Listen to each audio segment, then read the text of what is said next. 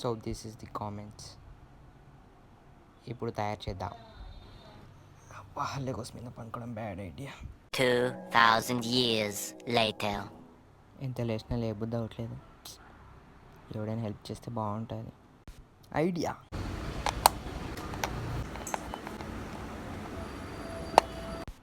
ఏ బాబు, నేను కాఫీ తాగే లోపల కట్టాలి, ఓకేనా? కొంచెం కమిషన్ ఇద్దాలి. ఇక్కడ కూడా డబ్బులా?